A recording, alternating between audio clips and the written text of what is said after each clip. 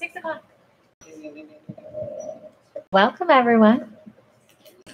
This meeting is being held in compliance with the Open Public Meetings Act and is open to the media and public. Notices were duly posted, and the meeting was advertised in the Hunterdon County Democrat and Courier News. Formal action may be taken. Can I get a roll call, please? Carol Hampel. Here. Robin McCallan. Here. Carolyn Pogorski. Here. Thomas Walsh. Here. Anna Shin. Here. Laura Simon. Here. 3 are absent. Can we stand for the flag salute?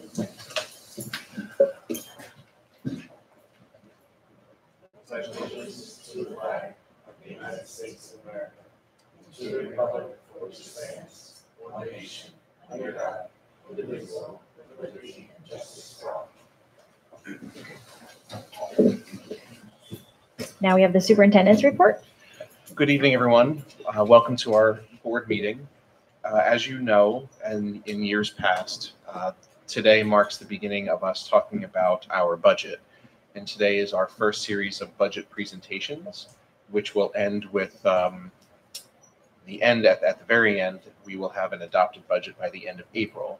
So between now and April, we'll be having some conversation about budget development for the 2020-21 school year. So this evening, we have 3 budget presentations: curriculum instruction, professional development, pupil services, and technology. We're going to start this evening's presentations with the technology budget, just to keep you on your toes. We're going to start with technology first, even though it's listed last on your presentation. If you have printed out copies of the budget, the technology budget starts on page 1 of 8. If you're looking at the documents in the DOE portal, if you just click technology budget, you'll be able to follow along there. In addition, I understand that Mr. Belsky also has a brief presentation to show the board regarding technology projects for next year. So I'd like to introduce Mr. Belsky to start us off. Jim. Good evening, everyone. Good to see you all. I appreciate the time to listen to and sharing some of our upcoming technology initiatives for the school.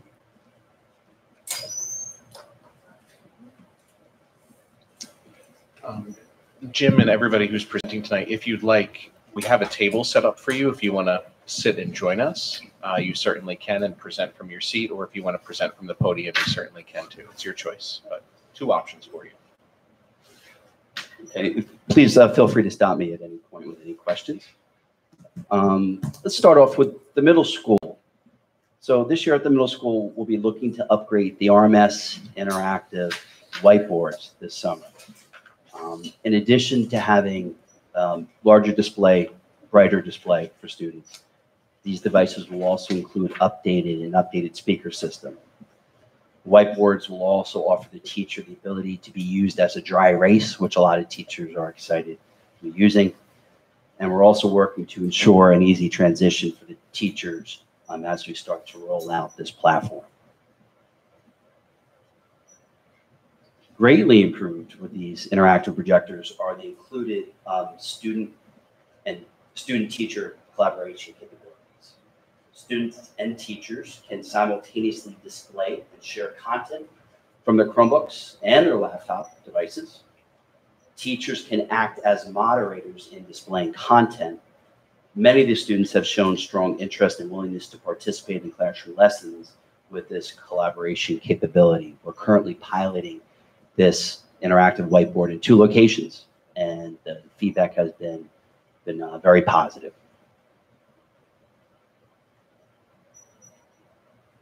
Student Chromebooks, also at the middle school.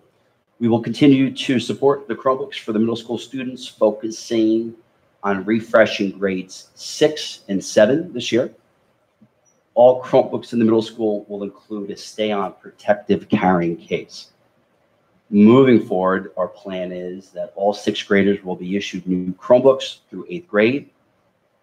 After 8th grade, we will repurpose these Chromebooks down to the elementary schools to accommodate additional requests for spares and supplemental devices. So we're looking to have a cycle of repurposing that originates at the middle school and rolls back down to the elementary schools. This will assist us in maximizing the device life cycle while reducing overall district equipment costs. Teacher laptops. This is district-wide. We will be refreshing teacher devices that are 6 years or older. Most devices are on the 6-year time frame. We're going to repurpose some of the teacher devices to classroom and labs. We're able to re-image them and still utilize them while they're still functioning in the classrooms, especially as in the elementary schools where they're used as master computers. We'll be implementing docking stations at the middle school this year to work with the teacher laptops. And this will work with the Epson interactive whiteboards. It'll simplify the process for teachers to connect their laptop up to the interactive whiteboards. Previously, there was a master computer that controlled the whiteboard. This year, we want to consolidate it and make it simpler for teachers to be able to connect their laptop directly to the docking stations with one cable.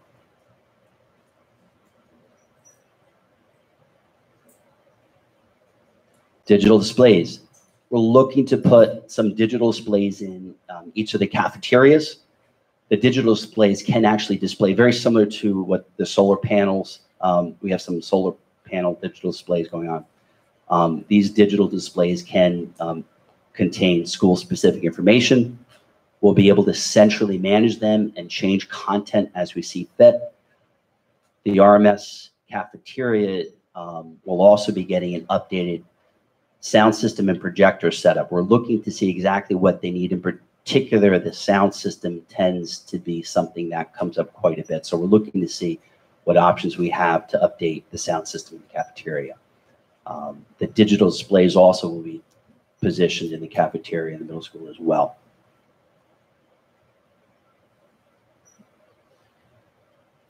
Network router upgrade. This is behind the scenes. This is something that we've pushed off a little bit, but this year we will be upgrading some of the back-end network routers that support our internet and WAN connection. So we'll have a small outage this summer while we transition over to new hardware.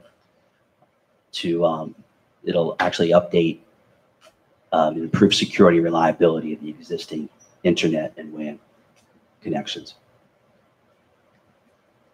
District power network phones. So backup battery power. Currently, all the network equipment is running on updated power backups.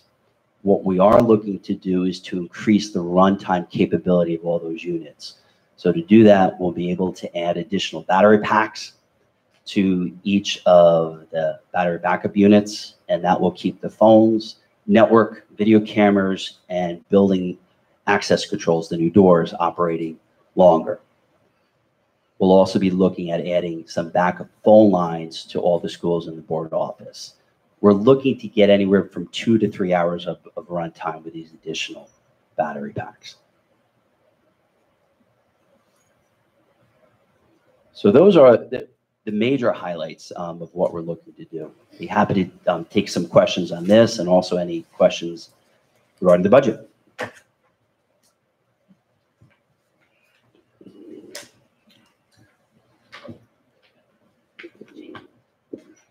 Jim, would you mind just, the Board of Ed has your budget handout, your printout, all the pages from your budget. Would you mind just highlighting a couple of things on there, just starting from top to bottom? Would that be something that the board would be interested in, just having him walk through the lines of the budget? Okay. Sure. Knowing that these are the highlights that are going to appear in your budget. Okay, we'll start off on page 1. And I'll go through it quick. If there's specific items, please feel free just answer any questions on. I'll read the general areas. Page 2 is our software line item budget, which lists the software that we're using within the district.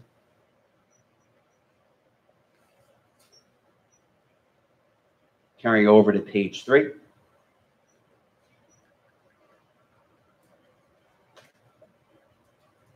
We also broke down the software into individual buildings. If a particular building is only using the software, we've listed that item for that building. So you'll see breakdowns per building in some of the cases for software that's only used in particular buildings.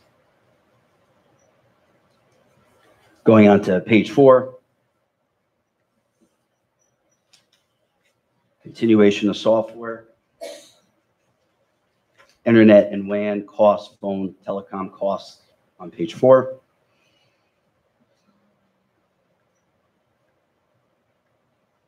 Moving on, Genesis, our student information system, breakdown of cost and add-on interfaces.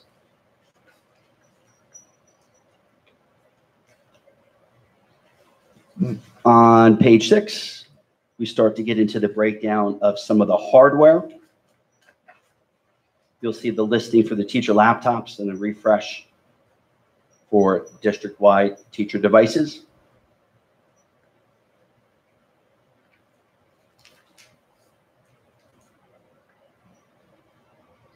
Student Chromebooks on page 7 for the middle school.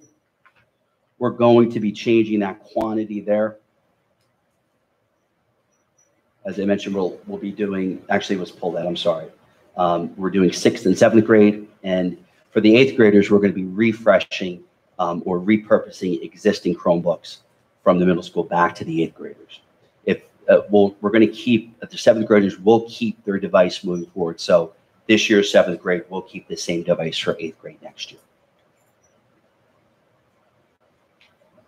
Do you mean in 2 years?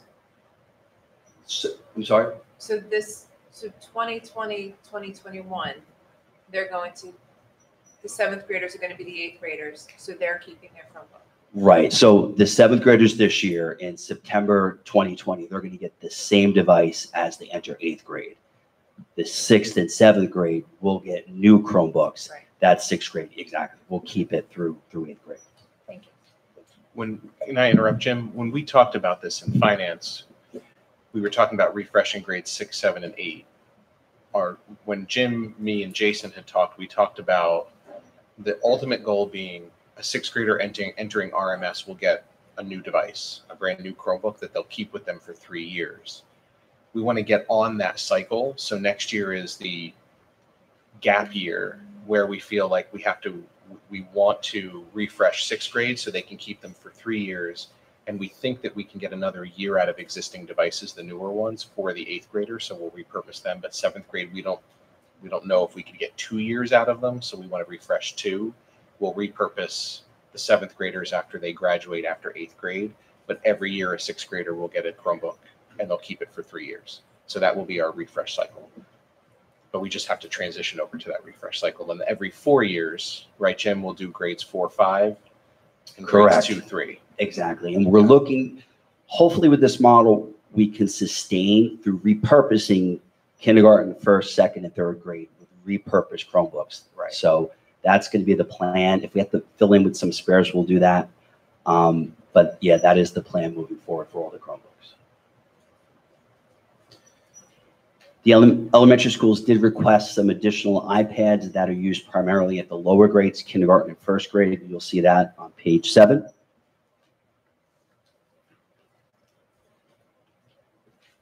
And then page 8 is the final summary of the budget.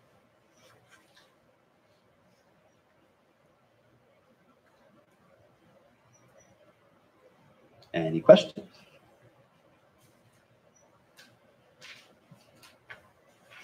Anyone have any questions? Thank you. Thank you very much. Thanks, Jim. If there are no questions for Jim, we'll move up to curriculum instruction and professional development.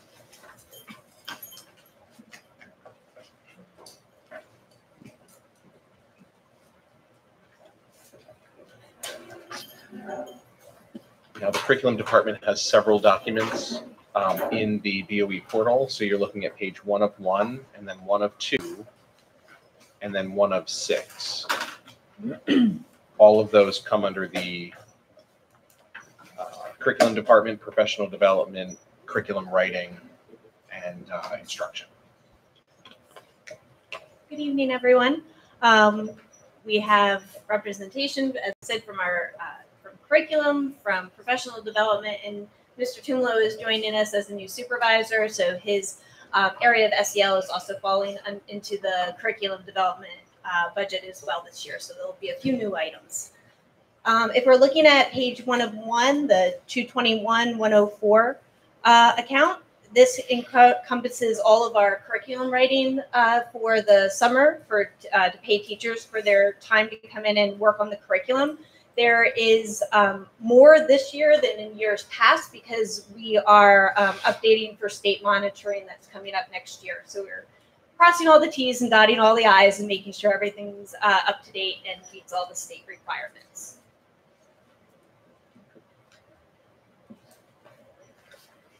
If there's any questions about curriculum writing? If not, we can move to the next account, which is pages 1 of 2, and Mrs. Krause. Hello.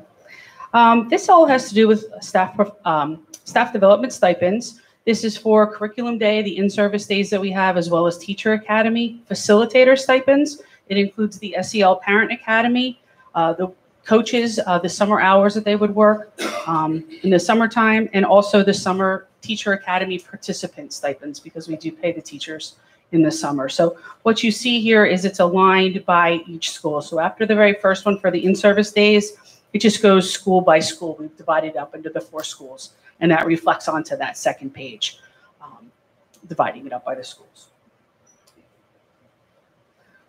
Does anyone have any questions on that? These are stipends, you said? Yes, facilitator stipends.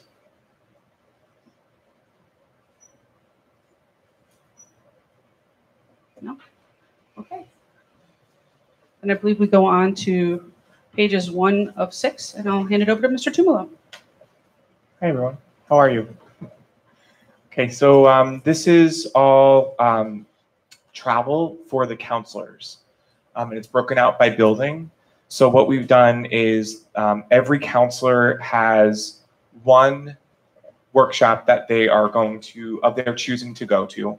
Plus we put in 2 workshops dedicated to mental health and trauma-informed classrooms. So that's why you'll see 3 workshops there for each counselor.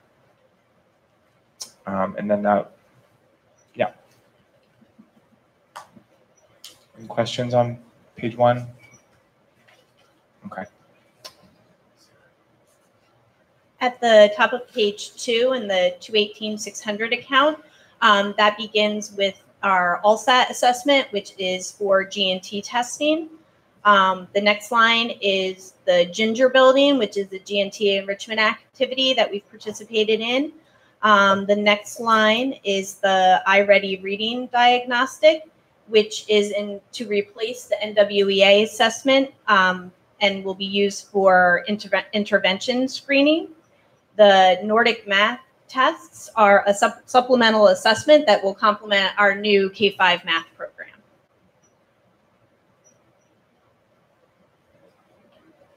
And then the next line there, Kelso's Choice Conflict Management Skills. That's a program that the K-3 buildings have been using for years. And Three Bridges has requested that there's an updated version of that. So they requested that kit, and they're going to share it with White House. So they'll share the materials rather than buying 2 kits. And then the district SEL supplies are to supply the SEL rooms in the buildings. So that's what that's for. Okay. And then we'll move down to 218-600. This is the supplies for each of the counselors, their budget specific to them. It's broken down by building as well. We did up the budget a little bit there for them, and the reason being is because we're finding that the supplies that they tend to order are bigger items. A lot of games, a lot of books, a lot of materials like tactile materials, and they tend to cost more. So that's what we did for this year. Questions about that? Just a quick one. You mentioned the supplies for each of the SEL rooms. Is there an SEL room in each school? Not yet. So this is for RMS and for White House, and we're working on one for Hollenbrook and Three Bridges. We're trying to find space for them. Okay. But they do have materials. We did budget for some materials for them to use, like books and things like that. Okay. Thank you. Yeah, sure. Anything else? So on 221580, this deals with mileage reimbursement for supervisors and conference information. Conferences and mileage are also included this year in this for our coaches. We have a conference for Supervisor of Humanities. It's a World Language Conference, and Supervisor of Curriculum Instruction for a fall conference for the NJPSA, as well as the PNC Technology Conference. Moving on from that, 221590 is the general Sharp copier lease, and the 221600 also runs through a lot of curriculum sharing that we put in the budget for the use of the color printer, the coffee, duplicating paper, printer ink. It also includes subscriptions for the supervisor and conscious discipline books that Mr. Tumolo would like to share with all district administrators and school counselors for next year, and also iPads for our instructional coaches as they're working with the younger grades.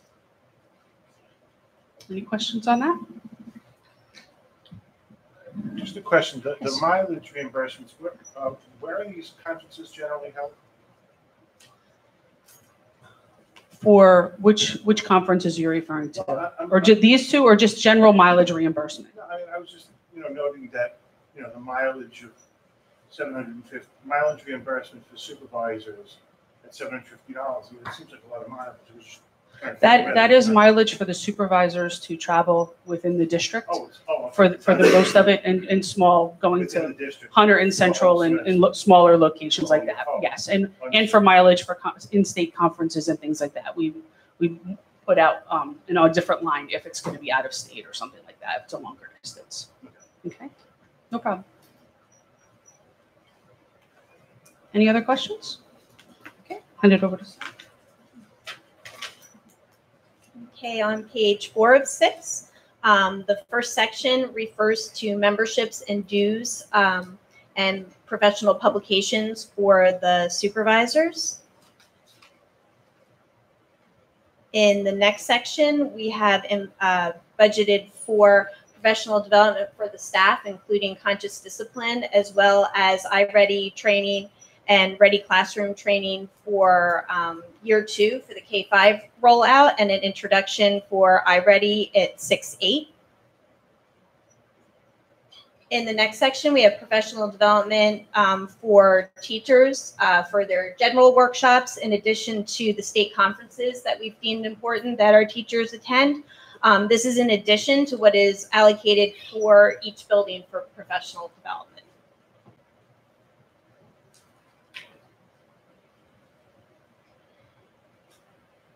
Questions about dues or the professional development listed?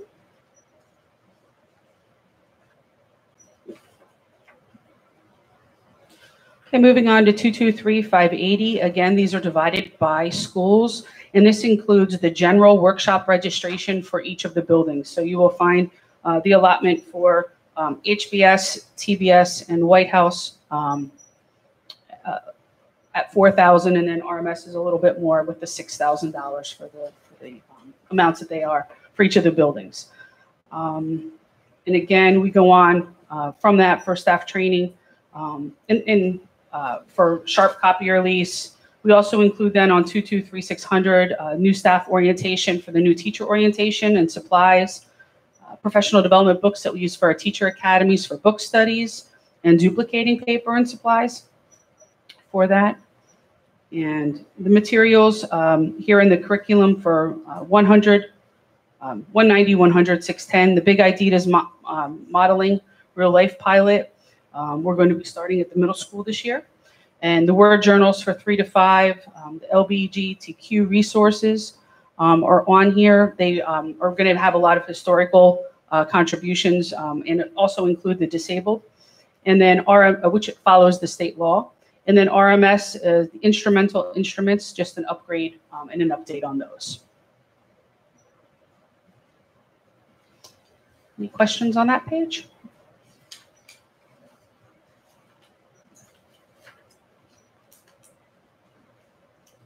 Our final page, page 6, has listed on the first line is the Big Ideas Common Core. That's our middle school math textbooks. And we've come to the end of our 6-year license or contract that we've had. So we needed to do a 1-year renewal to decide if we're going to continue with those as our textbooks. And this gives us a year to look into to see if there's other programs that we'd like to take a look at, which is pilot that was mentioned in the previous account. The next section, we have a group of mentor text and leveled readers, and these books are to keep our book room current as well as to support state requirements. And finally, the last 2 lines are dealing with middle school world language, and these texts would provide authentic reading, and they're in a magazine format in both Spanish and French.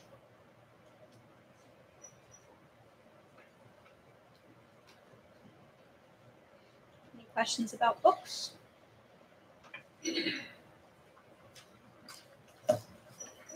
That is the end of our 3 documents. All right. Does we'll anybody pass have it any on questions unless for anyone has curriculum any or for me or Jason about curriculum for next year? All right. Thank you. Thank you so much. Thank you. And finally, we'll move on to Mrs. Tucker presenting the pupil services budget for next year.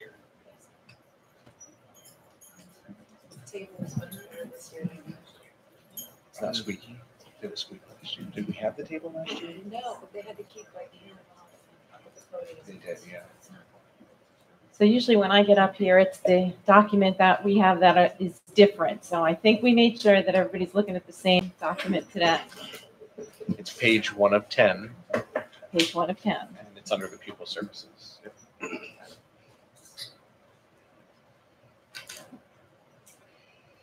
So I'm just gonna, similar to what curriculum did, I'm just gonna take you section by section through this. If I'll pause in case there are questions. The first section is tuition for students in out-of-district private schools. Currently, we have 9 students out of district. We're projecting for 8 students to be out of district next year. We have 2 graduates, and we are anticipating an extra placement to replace one of them.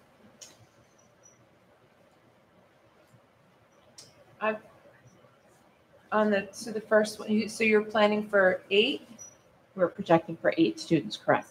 So I'm just counting the numbers there and it's 9. So we do always budget for contingency. Okay.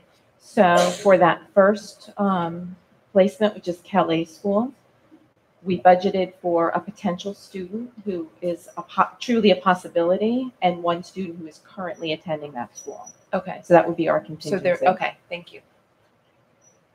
The other interesting thing about this line are the out-of-district audits.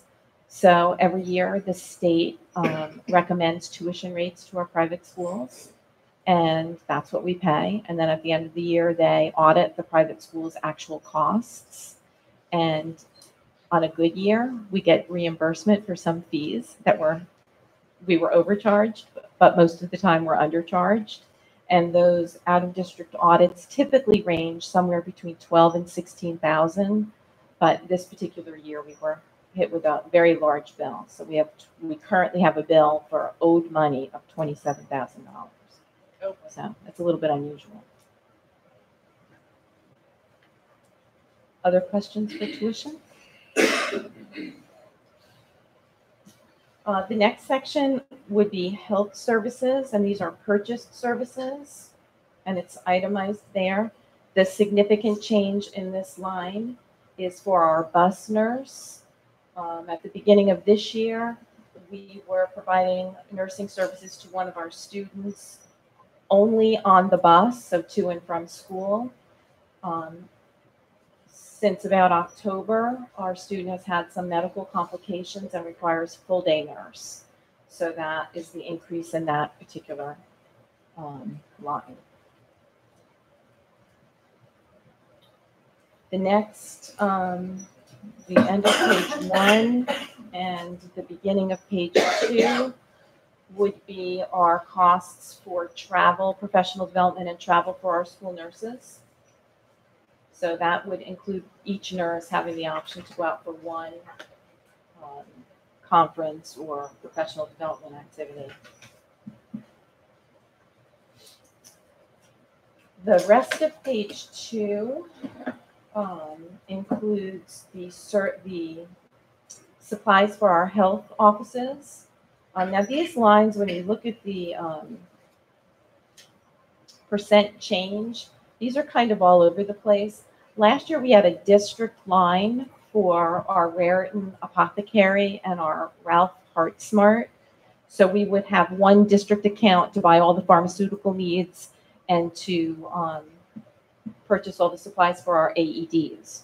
But now with the requirement that everything be divided among schools, that district account has now been divided among the schools. So that's why those percent change is kind of all over the place. The last item on page 2 is our medical waste license fee.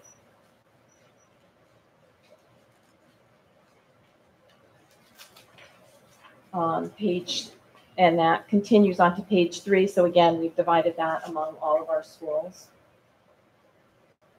Middle of page 3 is related services purchased professional education services. And these are services for our students who require additional things beyond our regular educational program. So Commission for the Blind, occupational and physical therapy, and then services for the summer for occupational and physical therapy. The next line item would be travel, and this is for our district behaviorists and advanced training for our speech therapists. And then travel continues for our speech therapists to have the opportunity to attend a conference. Their professional conferences in Atlantic City, it's a multi-day conference and it tends to be quite pricey, so we factored that in. Middle of page 4 are related services supplies. So the first section would be for OT, PT, and for the supplies used by our behavioral staff. And then that line is followed by supplies for our speech offices.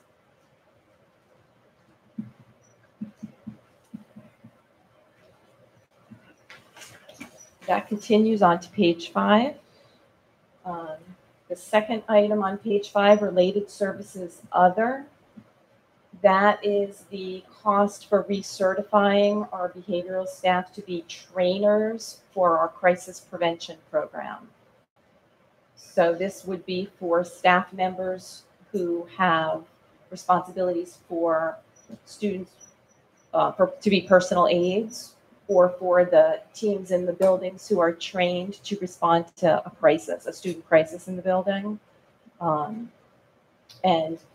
in between, every 3 years, we're required to recertify our instructors with the full course, and then in between, we recertify them with like a mini course. So we're coming up on our first big recertification.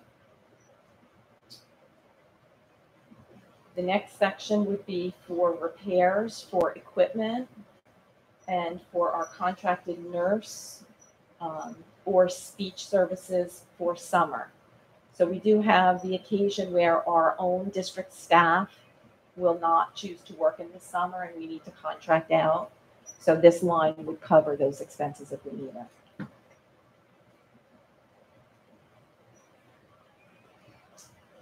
In the middle of page 5, we have extraordinary services supplies, and those would be for FM systems. These are amplification devices for individual students with hearing impairments.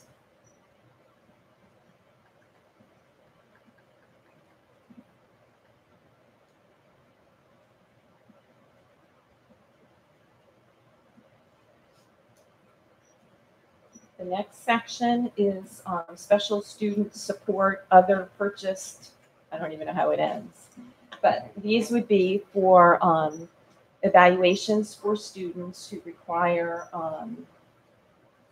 either psychiatrics, physical exams, central auditory processing. So if students are going through child study team evaluations and need to be assessed in areas beyond what we do in the school. This line would cover that.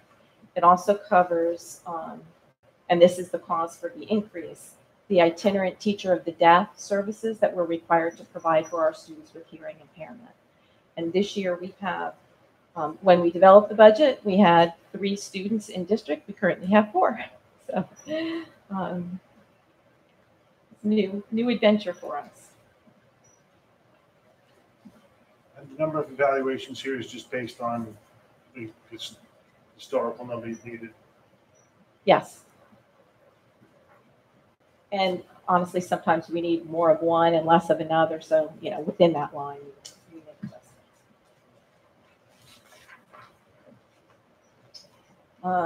On page 6, this is special student support travel would be for our child study team members, and that's for intra-district travel between schools and also for workshops. The bottom of page 6, special student support miscellaneous. These are our office supplies and our software. So our copiers, and then the Centris IEP and 504 would be our software for our IEPs or 504 plans. And the Rethink Autism is our database for our students in our autism classroom.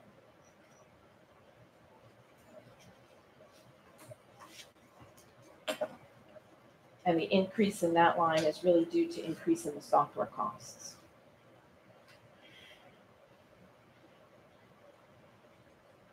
On page 7 at the top, this would be supplies for our child study team members. It includes new test kits for those that are outdated, replacement of forms and protocols that they need to use, general office supplies for my office as well as for the child study team members in the schools, and then publications that we need to purchase to provide to parents.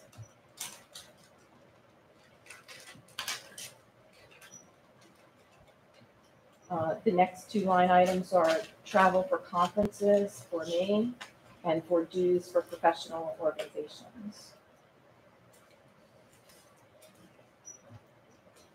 On page 7, about 3/4 of the way down is home instruction. And that line, we decided to increase that line because it's difficult to gauge how much we will need for home instruction because it's kind of a moving target. We can never predict who will need it, who won't. But over the last 2 years, our bills have increased steadily. I base this number on what we have right now.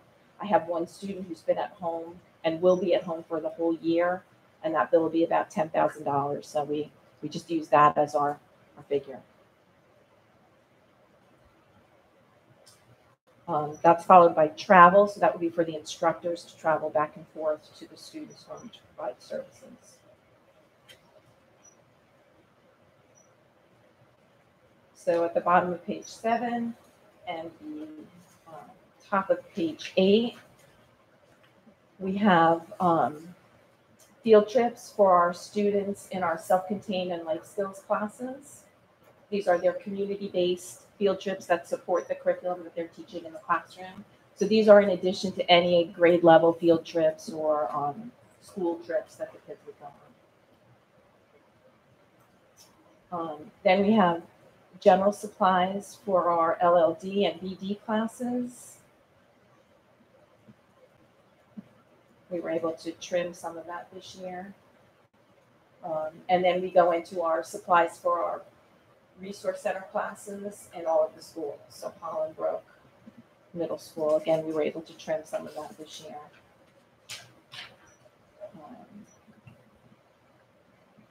Three Bridges is on the top of page 9.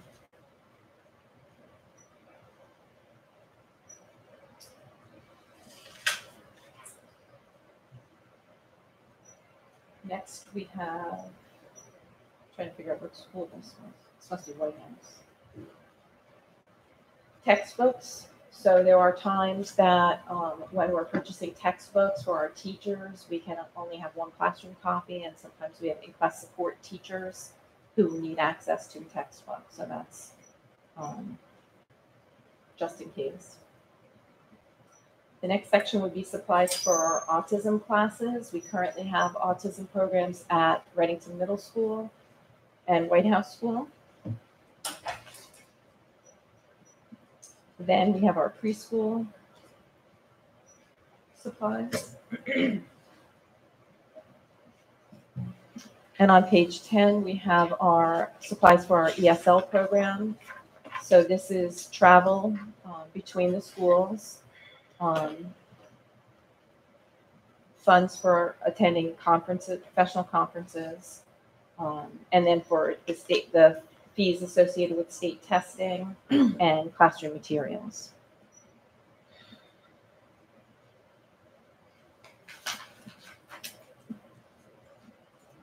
Questions? Okay, thank you. Thank you very much, Karen.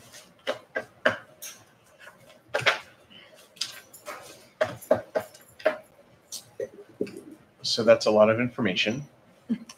If anybody has any questions for me, Jason, the administration while they're here.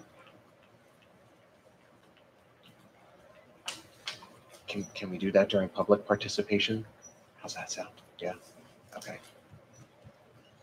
Give us a minute. I promise I'll go fast. The next portion of the agenda is Reddington Middle School. So as a way of background, I want to let you know that the New Jersey Audubon Society works in partnership with the U.S. Department of Education to support the U.S. DOE Green Ribbon schools here in New Jersey. The U.S. DOE selects public, private K-12 schools and districts that do the following three things: reduce environmental impact and costs, improve health and wellness of schools, students, and staff, and provide environmental education and many other things. Reddington Middle School submitted an application to the Audubon Society, and we are now designated in New Jersey as a Green Ribbon school, and our application is moving on to the U.S. Department of Education for their designation also. This will make all 4 of our schools in the district Green Ribbon schools, which is quite an accomplishment. I think we are probably the only district in New Jersey, but I'll have to double check that are all designated as Green Ribbon schools. And this is really cause for celebration and to be proud of this significant accomplishment. This has been a lot of work, and I want to thank Mrs. Moffitt and Mrs. Freeman over at RMS for their diligent work efforts in doing this application and getting this designation. This is really great. Fantastic news. So far, so good.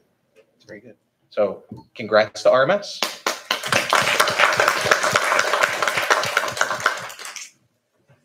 I've also attached a draft of next year's school calendar for the board to review. I'll highlight a couple of things on the calendar for you to take a look at. First, you'll notice that because we have a late Labor Day in September, that we start the first day of school on September 1st. September 1st and 2nd are the first 2 days for teachers. We would bring students in on the 3rd, which is the Thursday before Labor Day. If you go down to, so that's one change from this year. If you go down to November, it is a general election year, presidential election year, 1. 2, I'm to understand that there's some legislation in committee at the legislature that could potentially require all school districts to close on election day for both primaries and for general elections. I'm not sure where this legislation is going to go, but what I did is moved parent-teacher conferences to the following week after teachers' convention. 1, to accommodate teachers who want to vote on Tuesday, right, so that we don't have evening conferences, and 2, in case we have to close on the 3rd, at least we don't have to readjust the entire schedule. And 3 snow contingency days are built in, and we get on the 18th of June. That's awesome. That is awesome. Questions? Not on the calendar, but I'd like to note that this year, by the way, is the 50th anniversary of Earth Day. And 2020? Yeah. Okay. And that in commemoration of, the district's recognition, I think we may want to consider celebrating in some manner appropriate. I was going to say that we were going to do a big celebration for the Green Ribbon Schools and that Doreen was going to help plan it, but I haven't talked to Doreen about it yet, so I didn't want to say it yet. But I really do, yeah. Coincident with the anniversary. Yeah. Might be something. I'd like to do something in honor of the Green Ribbon recognition, definitely. So that's the school calendar. Anything you want me to go back and take a look at or consider? Hunterdon Central has not yet published their calendar from what I understand, but know that I feel comfortable saying that we align with them. Good.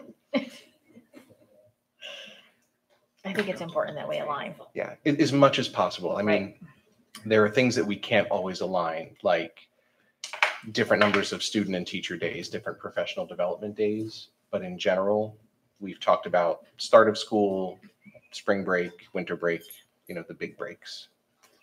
And then did you discuss when graduation will be? For this coming year? Yeah. We're looking at graduation. We get out on Tuesday, the 23rd, so I think it would be the evening of Monday, the 21st, was when we discussed graduation for this current school year. 22nd.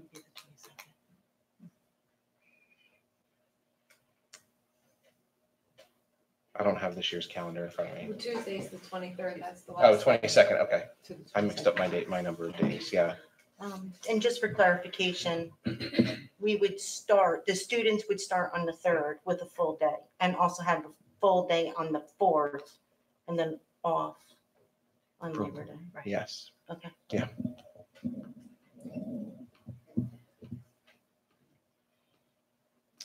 Anything else to consider about the calendar? Let me know if there's anything that pops up that you haven't thought of. But my plan would be February 25th at the next board meeting to bring this to the board for approval. Because I know that families and teachers are looking to plan, next year. The only question that someone had brought up to me was that the 3 days in November, the conference days, Yeah. since it's not the same week as the 2 days for the convention, that I guess that doesn't normally happen in New Jersey. Yeah. That affects vacation. Yeah. Right. Yeah. I mean, so 2 things about that. I'm flexible. I have no problem putting conferences back up the week of convention. One, I'll feel more confident about doing that as long as I know that the legislation's not going to move forward where we're going to have off for election day. And 2, as long as parents and the public are okay with Tuesday the 3rd not being an evening conference night for the district, because if a teacher may want to express their right to vote that evening, especially in the general election. And I would hate for a teacher who's traveling from far away to have to be here at 7:30 in the morning and stay until 8 o'clock at night. Right. And, so I can move it back, but then all evening conferences would be on Monday the 2nd. I may do that, but I want to check to see where that legislation's going, if it's going anywhere at all. Okay. Okay. Because I agree. I mean, even talking with the administration, I'd rather have 1 week of half days and then 2 days off than to split it up. Right. So I'd like to be able to put it back. I just worry about that having off for election day legislation and having to then move a whole conference day. So. But you may see that move back up. Okay. Previously, there was to move the convention. Previously, there was in years past, there were conversations regarding whether they need the 3 days of half days. Has that come up? No, I haven't discussed that. It hasn't come up from the association or from the administrators, but if it's not needed, we could talk about it.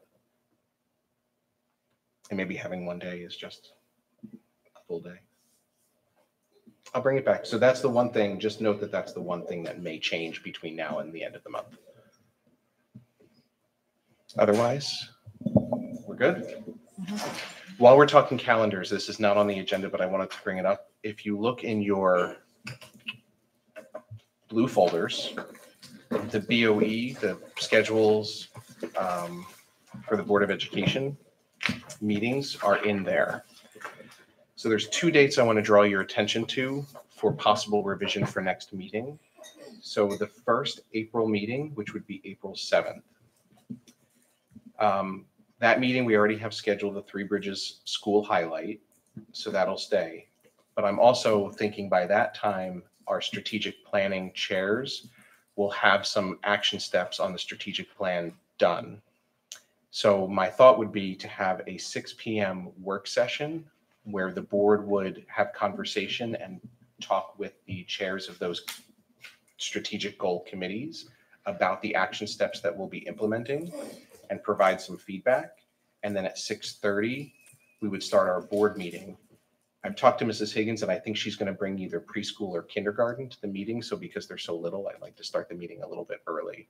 So April would be a 6 o'clock workshop to talk about strategic goals and then a 6:30 start. And then August, if you go down to August 25th, as luck would have it, that conflicts with Hunterdon Central's orientation evening. I'd like to move that up to the 18th so that those board members that serve on the Readington board can also make it to orientation night. And that's still at 5 p.m. Yeah, I keep that at 5 p.m. Thank you for thinking of us. I didn't. It just came to my attention. Honestly. I didn't, but of course we can move it. That's no problem. So those 2 changes I'll propose for next time for the February meeting. Any thoughts or comments from the board? Sounds good. That completes my superintendent report. Anything else?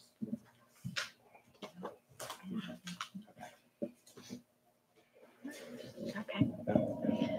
So we are now open to the public, limited to action items on the agenda. Sally, I know you had a comment. Is it about the budget? It's not on the agenda. It's not an action item on the agenda. It would be the second. Totally up to you. I'm okay with it. No? Okay. I thought it was about the budget, but okay. Can you wait a couple minutes for us? Okay. I'll go fast. Okay. Correspondence, we have 1 correspondence regarding the school calendar. For administrative reports, we have minutes. Can I get a motion to adopt 2.01 to 2.02? So moved. Second. Are there any changes to the minutes? Not hearing any. Can I get a roll call, please? Carol Hample, Yes? Rob McCallum, Yes. Carolyn Pogorski, Yes. Thomas Walls, Yes. Eric Swerling, Yes. Anna Shin, Yes. Laura Simon. Yes. Passes. Finance and facilities, can I get a motion to adopt 3.01 to 3.09? So moved. Second.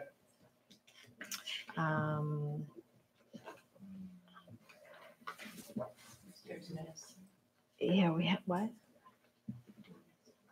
Yeah, Ray is not here for the committee report. He nominated me to read that. You're so lucky. Let me go back out and get my glasses for it. Okay, go ahead. Okay, so the Finance Facilities Committee met on Tuesday, January 28th. We reviewed the budget timeline. So at this point in our budget, we are doing budget reviews. The following board meeting, February 25th, we will continue with facilities, transportation, administration, and personnel benefits. In March, we will present to the board, and in April, we hope to adopt the final budget at the end of April, April 28th. So the committee reviewed the tax levy history from the last 11 years. And we reviewed potential changes overall using existing debt service because we're anticipating that our overall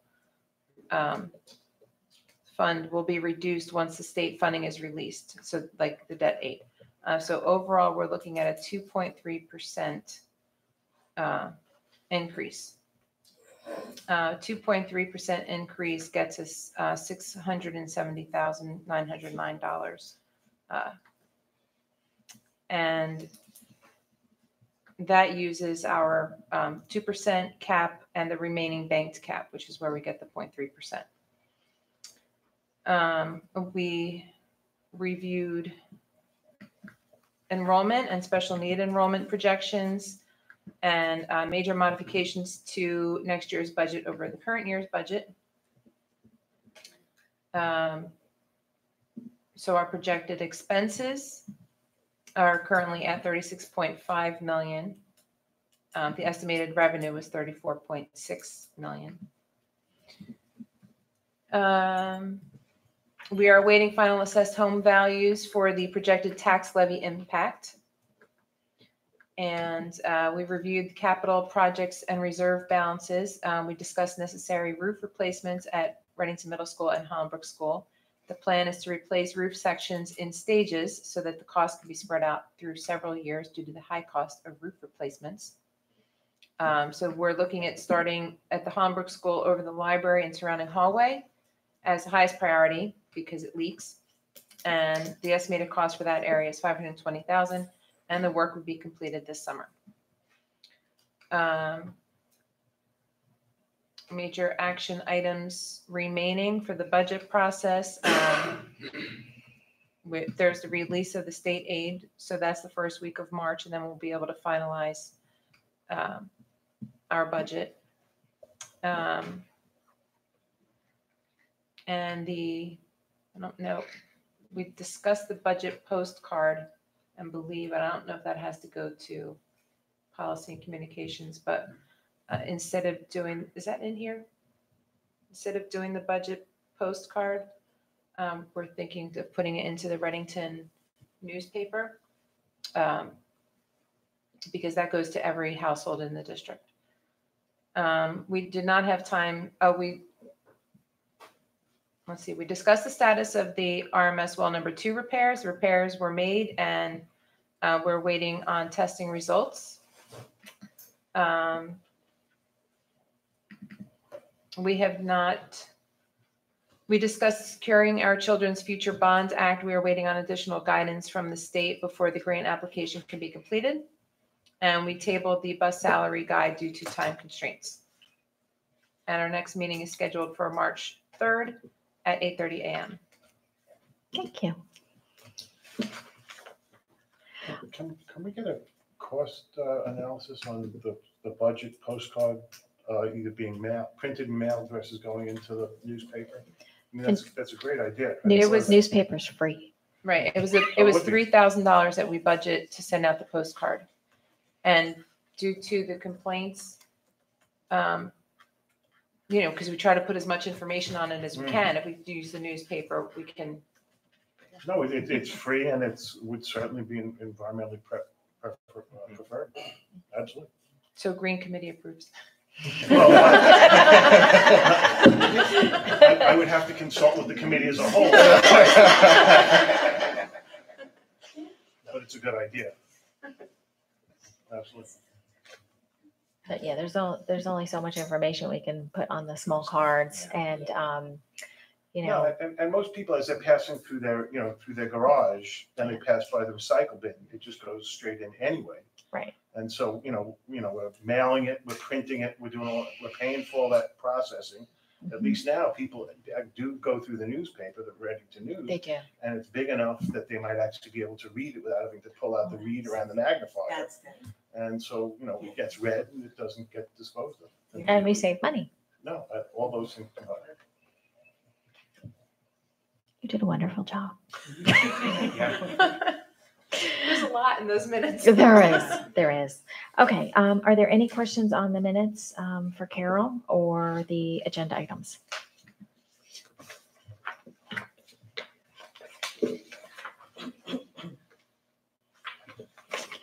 Not hearing any. Can I get a roll call, please? Carol Hample, Yes. Rob McKalen, Yes. Carolyn Bogorski, Yes. Thomas Wallace, Yes.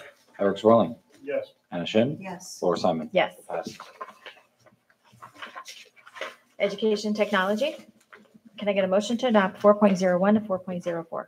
So moved. Second. We don't have a committee report. Are there any questions on the agenda items? Not hearing any. Can I get a roll call, please? Carol Hample, Yes. Rob McKalen, Yes. Carolyn Pogorski, Yes. Thomas Wallace, Yes. Eric Zorling, Yes. Anna Shin, Yes. Laura Simon. Yes. Passes. Personnel. Can I get a motion to adopt 5.01 to 5.04? So moved. Second. No committee report. Let's see, are there any questions on the agenda items?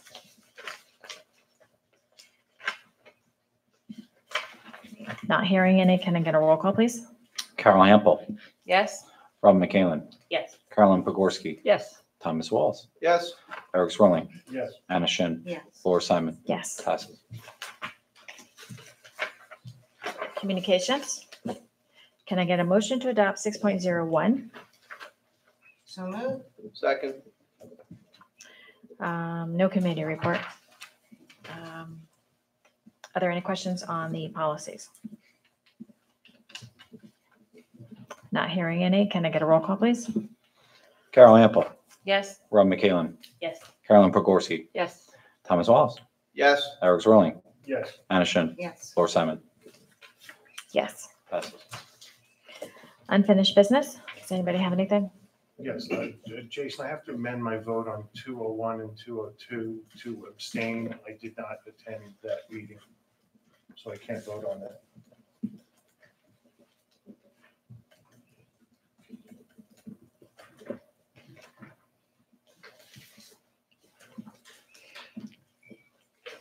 Any unfinished business? Okay. Any new business from the board? I attended Garden State Coalition of Schools this month. They always have a highlight speaker. There's a new organization cropping up in New Jersey. They're waiting on their nonprofit status approval called SEL for New Jersey. So Mark Vedron came in to speak about some of the things they have planned once it's up and running. A lot to do with juvenile justice and restorative practices. They're getting involved with junior achievement and their Inspire program, and holding a very large job fair, Middlesex County job fair, to encourage New Jersey employment. Those were some of the highlights, but and a program to check out once it's up and running. Great, thank you. Any other new business from the board? No. Okay, now we're open to the public. Anything on or off the agenda?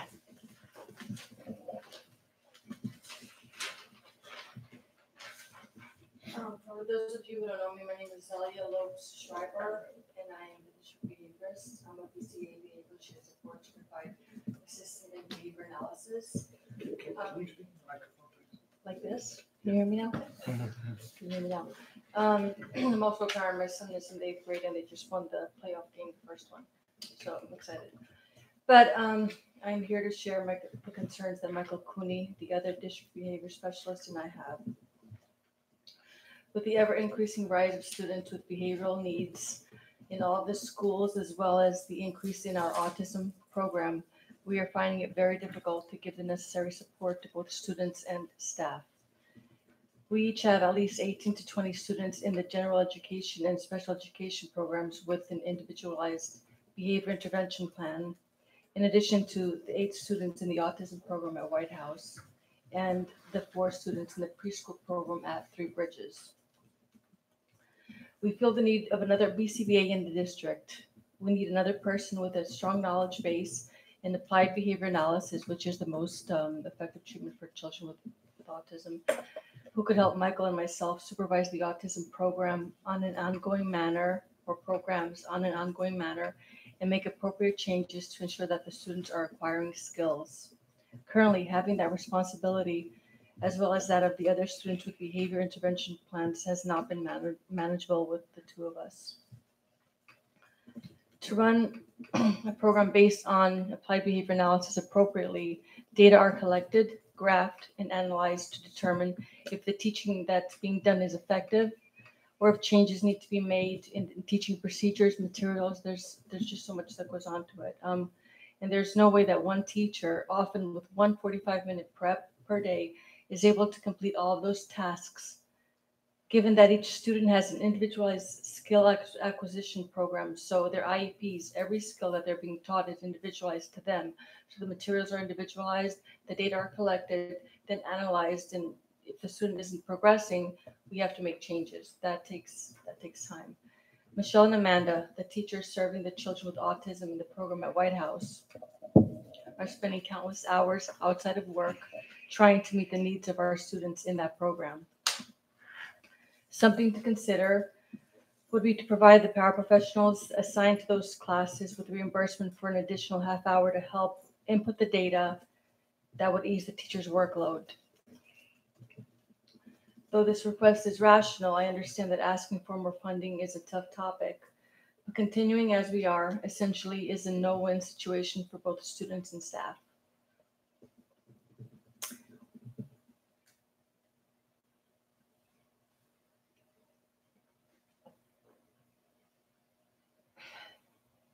Most importantly, we are not keeping the students' needs.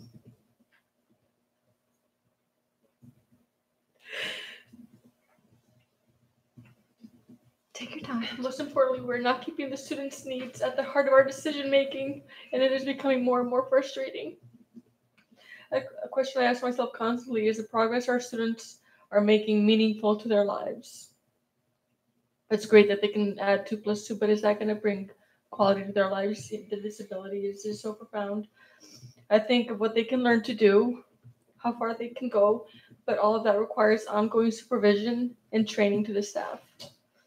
I'm hoping that the budget will allow for consideration of another BCBA and prep time for the aides assigned to those classes. Any questions? Thank you very much.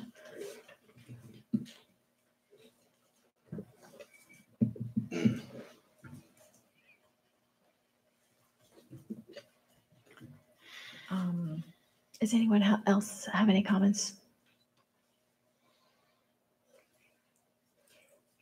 Okay, thank you very much for the information. We're gonna move into executive session. Can I get a motion to adopt the resolution to adjourn to executive session in accordance with the Sunshine Law to discuss HIB negotiations and a legal matter for approximately 30 minutes, at which time the board expects to return to public session where no action will be taken.